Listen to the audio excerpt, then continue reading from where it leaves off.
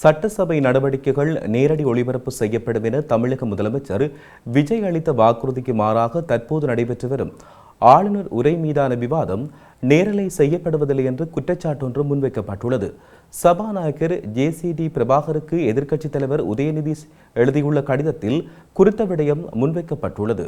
தமிழக சட்டசபையில் மேகதாது அணை கட்டுவதை கண்டித்து கடந்த 19ஆம் தேதி முதல்வர் விஜய் கொண்டு வந்த அரசின் தீர்மானத்தின் மீதான விவாதங்கள் நேரலை செய்யப்பட்டதாகவும் அதன்பின் உடனடியாக இணைப்பு துண்டிக்கப்பட்டதாகவும் எதிர்க்கட்சித் தலைவர் உதயநிதி ஸ்டாலின் குற்றச்சாட்டை முன்வைத்தார். ஆளுநர் உரை மீதான விவாதம் மற்றும் எதிர்க்கட்சியின் விவாதங்கள் முற்றிலும் இருட்டடிப்பு செய்யப்பட்டு ஆளும் கட்சிக்கு வேண்டிய விவாத காட்சிகள் மட்டும் திருத்தப்பட்டு மாலையில் வெளியிடப்பட்டதாகவும் அவர் குறிப்பிட்டார். மக்கள் பிரதிநிதிகளின் பேச்சை மறைப்பது மக்களை அவமானப்படுத்துவதாகும் என்றும் சட்டசபை மாண்பை குலைப்பதற்கு சமம் என்றும் குற்றச்சாட்டுரை முன்வைத்தார். அத்துடன் ஊடகங்களுக்கு செய்திகளை வழங்க மறுப்பதும் அரைகுறை செய்திகளை அளிப்பதும் தாம் தருவதை மட்டுமே ஒளிபரப்ப வேண்டும் என்று கூறுவதும் பொருத்தமற்றதென்றும் அவர் குறித்த கடிதத்தில் தெரிவித்தார். சட்டசபை மக்கள் பிரதிநிதிகள் ஊடகங்கள் ஆகிய அனைத்தையும் ஒரே நேரத்தில் அவமானப்படுத்தும் செயல் இடம்பெற்றுள்ளதாகவும் அவர் பாரிய குற்றச்சாட்டொன்றை முன்வைத்துள்ளார். அத்துடன் சட்டசபை நடவடிக்கைகளை நேரலை செய்ய தங்களுக்குள் அதிகாரத்தை பயன்படுத்தி உடனடியாக நடவடிக்கை எடுக்க வேண்டும் என்றும் இல்லாவிட்டால் மக்கள் அளித்த வாக்குறுதிகளுக்கு மரியாதையின்றி போய்விடும் என்றும் தெரிவிக்கப்பட்டுள்ளது.